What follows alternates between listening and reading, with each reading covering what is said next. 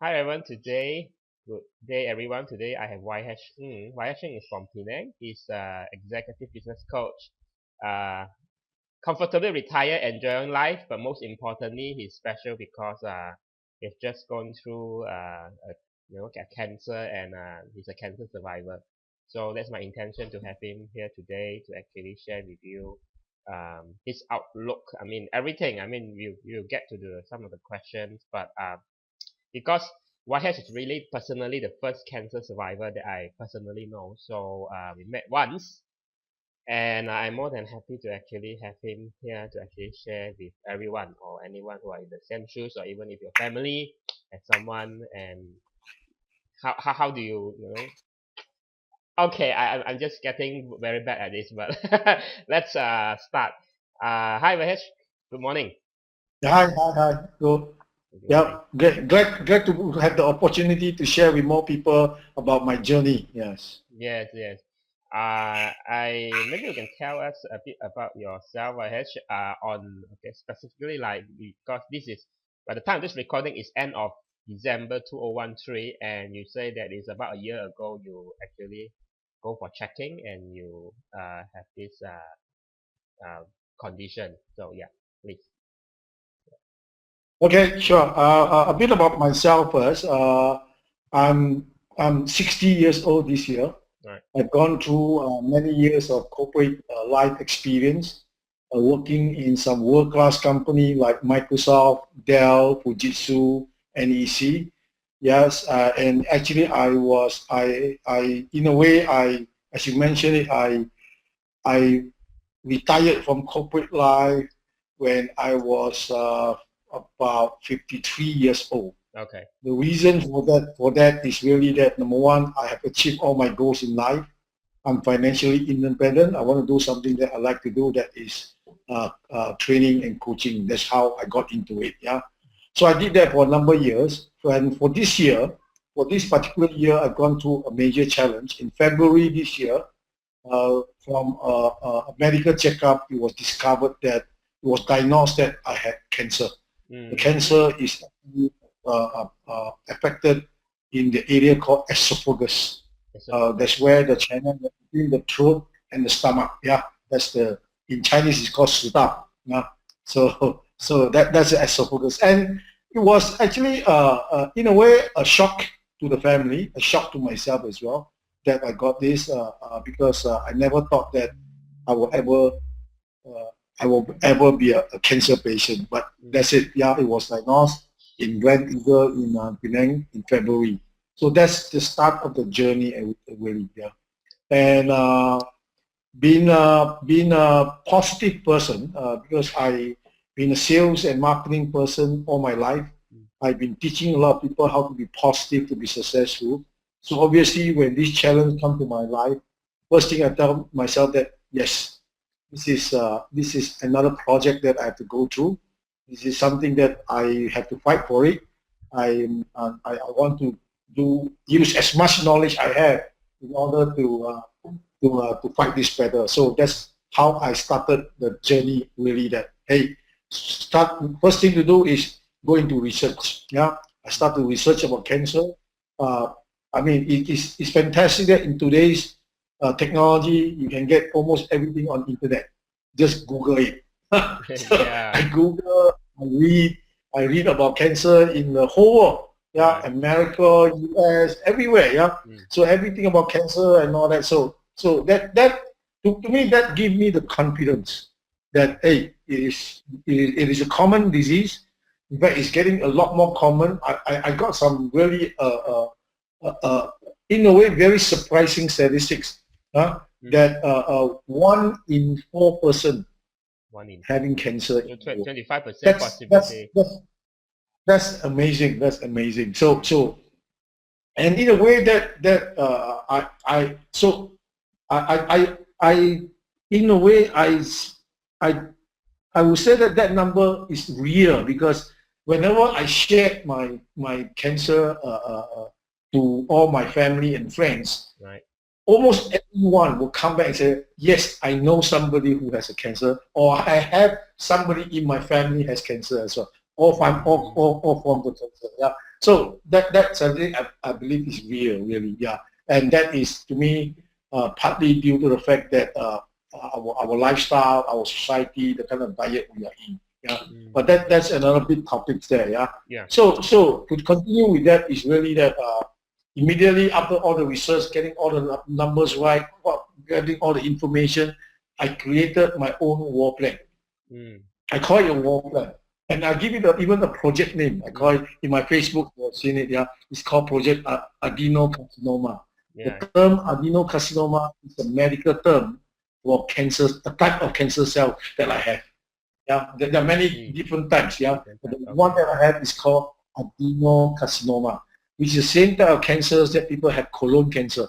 Colon cancer is also a very common cancer among Malaysians. Yeah, so very similar because all part of the so-called digestive system, stomach and all that. Yeah, so it's more of Project Adenocarcinoma. That's where and the reason I did that is that number one, I want to be able to share my journey.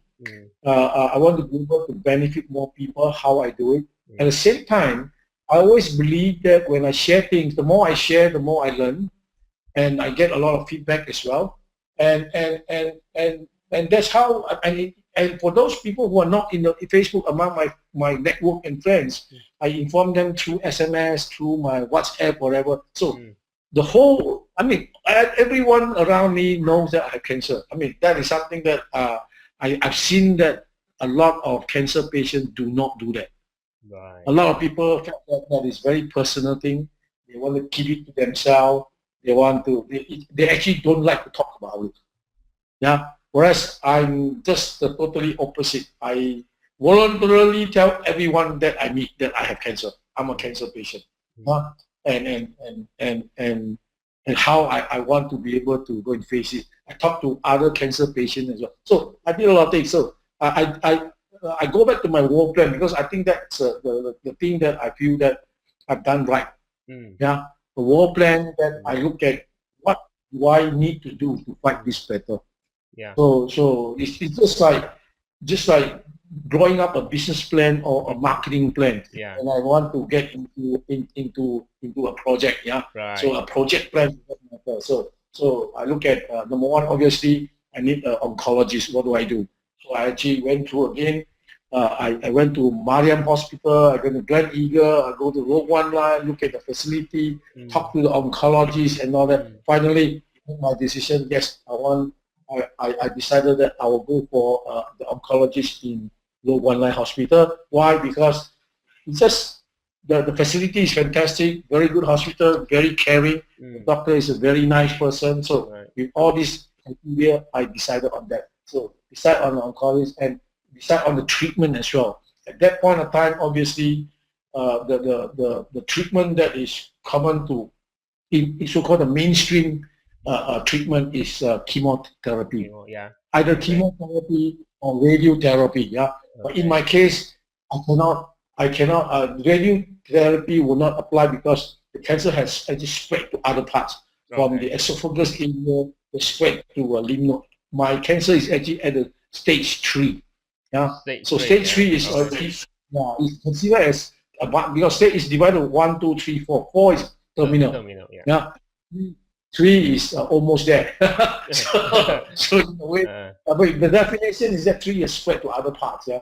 So I decided let's go for chemotherapy because that's again because of my background as well, being an analytical person, being somebody who has read so much. I also in a way trusted the medical technology from the Western world, so-called. So I went for that. So I decided on that. But I didn't stop there. See, I found out later on that a lot of cancer patients that once they have decided on chemotherapy, they put 100% hope on the therapy and hope that it will work for them. I am different. I did it a lot more. Yeah. Yes, chemotherapy is good, but at the same time, I need other things to be able to build up my immune system because I know that one of the reasons for all this sickness and cancer is because of our internal immune system is weakened. So I got to build up. And also from all my research tell me that chemotherapy, yes, it will kill the cell, but at the same time, you kill cancer cell, but at the same time you kill other type of good cells as well. So you actually weaken your immune system in the process. So obviously I want to strengthen it. So I go. So one of the first things I do is to change my lifestyle immediately. Go organic all the way, meaning that all my intake of food and everything is organic. All vegetable, fruits, everything I do is all organic. Yeah. So we cook ourselves, or if we go out to eat, then we have to look for organic food restaurant. There are quite a number actually. Wow. So I found that out. Yeah. So Yeah. through this journey. So that one is number one, lifestyle, organic all the way. Second thing I do is really, again, through my research, find that, hey, we need to be able to ensure that every part of our organs is function in a most efficient way. Wow. Throughout, I mean, I'm 60 years old. Throughout the years of unhealthy diets and also tear and wear, aging, our components of our body, just like an engine, yeah, every part of it is not as 100% efficient when we were 16 years old. So and this is, I mean, this is normal. Everybody is affected, yeah. So the only way to do that, to make it more efficient, is to clean it, clean it or cleanse it. So the thing to do is go through a detox program. So we heard about detox. Yeah. A lot of this detox program in the market is just that, hey, it is a 14 days detox for your colon and whatever. But I actually went to consult a nutritionist from Natural Health Farm. Yeah, chief of the nutritionist, and she advised me that let's do a long-term detox. Yeah, every month we detox something in your body. So I actually took up the program. Yeah, even now I'm actually still under detox program. So 1 month I'll be using some natural supplement to detox let's say my colon. The next month I'll do my liver. Another month I'll do my kidney. Then followed by heart, followed by brain. So all kind of things. So it's amazing. That one I feel is very good. It actually made me healthier. My immune system is a lot better. Yeah. Right. So that is so lifestyle. Then the next thing, of course, is exercise. I mean, our body needs exercise, get oxygen. Because one of the things about cancer is that cancer cell is afraid of oxygen. Okay. So we need oxygen in our body. The only way to have more oxygen is, besides deep breathing, is go exercise. When you exercise, you slow it down, you input more oxygen into it. So that's where you exercise. So obviously at my age, I cannot go for very hectic kind of exercise. So walking is the best. So I make sure I walk every morning. Wow. I even have a pedometer that sort of measure how many steps I walk. I walk from 5,000 to 7,000 steps a day, kind of thing. Yeah.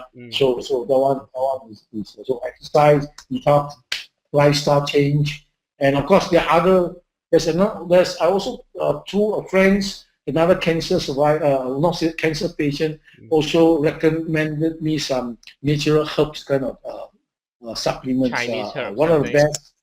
Not actually Chinese herb. It's actually 灵芝, type of 灵芝. Right. It's 灵芝, yeah. So I actually found out the best 灵芝 in the world is actually, it's called 牛樟芝 from Taiwan. Wow. Okay. So again, to a friend, I went to buy. They have actually done it in capsule form. So I bought it. Very expensive, but but I took that. That helps to also build up. You see, everything I do is build up immune system as the ultimate objective. Exercise, life, everything is there. So that one also I do. And finally, of course, I have also made a decision that I need a religion, because throughout my life, I've not been very religious. I would say that I work very hard to build up my career, build up my financially and all that. Yeah. So but I've never been very religious, but I took a decision that I need to be, I want to something now. So I actually gone through again some of the consideration and decided that I have accepted Christ. So I have accepted Christ also after I have known that I have cancer. So you see that it's a very holistic plan. Last component of our plan, financial. Right. So I consider myself very fortunate that I'm financially independent. Mm. That I can, in a way, I will not worry about it too much. Yeah, Mm. I do not have medical insurance, which is unfortunate. This is something that I will also take this opportunity to advise a lot of people that make sure you have a medical insurance coverage. Mm. The reason for not having a insurance coverage is medical insurance coverage is that when I was working for corporate already provided me with the medical coverage. Yeah. So I did not buy on my own. Yeah. Yeah. So Wasting all money, depends. that's what your thought. I mean, most of their life Yes, making it yes, that's redundant. right, that's right. However, about I think it's about 10 years ago, I actually had another operation called angioplasty. There's a block in the heart. Yeah, Yeah. the So ballooning.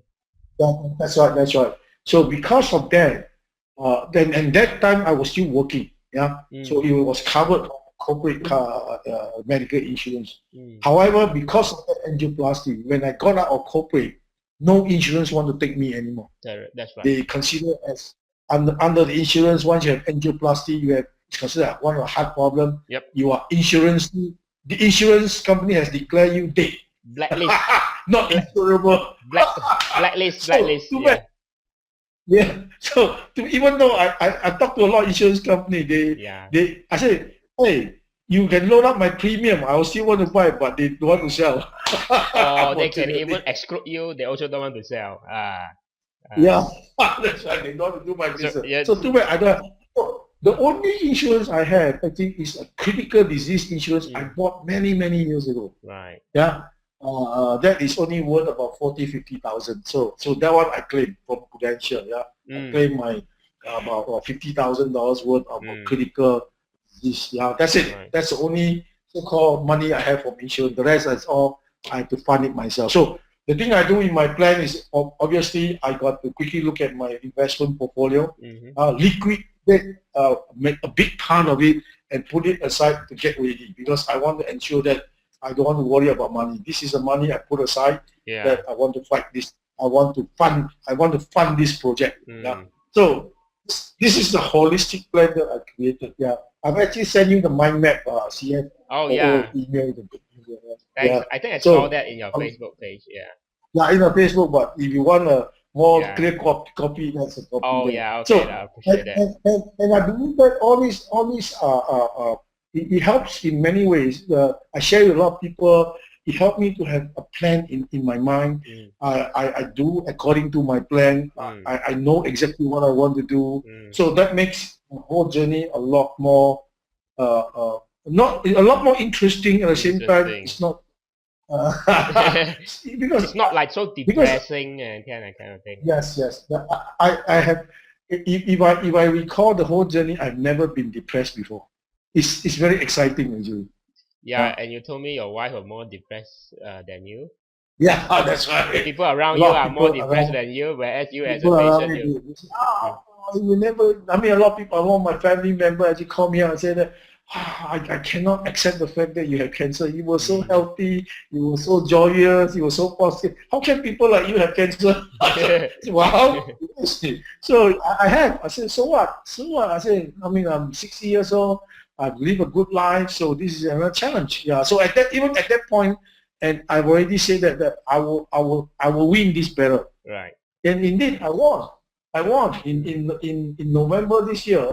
Mm. After 9 chemo, after all the execution of my entire plan, Mm. the PET scan shows that I have no more cancer cells. Mm. So a lot of people are actually in a way amazed. They say it's a miracle. I say yes, it is a miracle. Yes. However, miracle will only happen if you work for it. Yeah. You work for it, Yeah. then it happens. I mean, it's a very interesting phrase that I heard also. They say that no matter how religious you are, if you jump out of the window, you'll still die, right? So, so you must work towards it. I mean, if you help yourself, then I think you leave the rest Yes. to I mean to God, like in your case. Yeah. Yeah. God and also a very positive mindset. That helps a lot. Yeah. So now you have I mean there's a whole journey there. Very interesting thing. Jotted down a few points I want to ask.